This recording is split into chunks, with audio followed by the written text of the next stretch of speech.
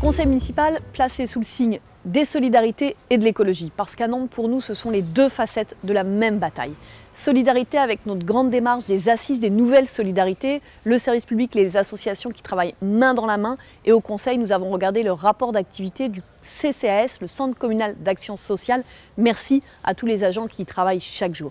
Et puis la bataille pour l'écologie, elle passe par notre plan Pleine Terre, grande annonce du conseil municipal de ce jour. Avec les épisodes de forte chaleur récents, on voit bien pourquoi on a besoin de débitumer, de désartificialiser, de rendre nos sols plus perméables. Ce sera chose faite avec ce plan, notamment un objectif de 7 hectares concernés à l'échelle de la ville.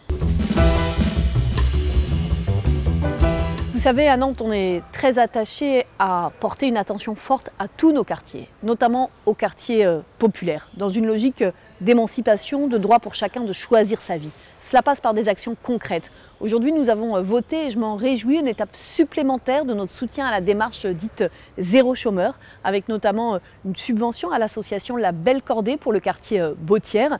Mais notre action, c'est aussi l'avancée des projets de maisons de santé. À Bellevue, la maison de santé a ouvert et il y a eu plus de 30 000 rendez-vous, c'est dire si le besoin est là.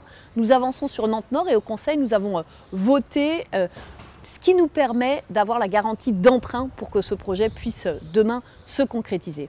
Mais je n'oublie pas l'engagement qui progresse sur les médiateurs, parce que la sécurité pour chacun, ça passe par les différents maillons de la chaîne, éducation, prévention, médiation et quand c'est nécessaire, sanction, fermeté. Donc je salue le vote de ce jour sur l'engagement de nos médiateurs. Et puis enfin un mot pour le quartier du Breil qui continue l'amélioration de son cadre de vie, qui continue sa transformation avec là le rachat de l'église Saint-Luc qui deviendra dans une première étape ce qu'on appelle un tiers-lieu pour le quartier et puis demain pourra accueillir la bibliothèque. Les habitantes et les habitants savent qu'elle est aujourd'hui trop à l'étroit. C'est un projet attendu depuis longtemps par les Nantais.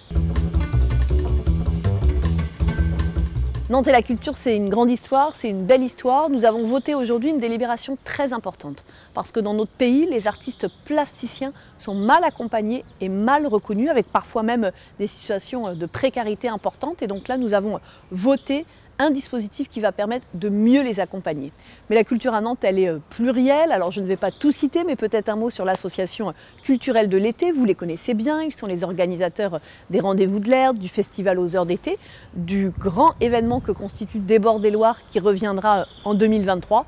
Toutes les équipes sont à pied d'œuvre pour vous préparer un bel été à Nantes, dans les 11 quartiers. Puis c'est aussi le retour du voyage à Nantes à partir du 2 juillet. Je vous invite à pouvoir y participer nombreuses et nombreux.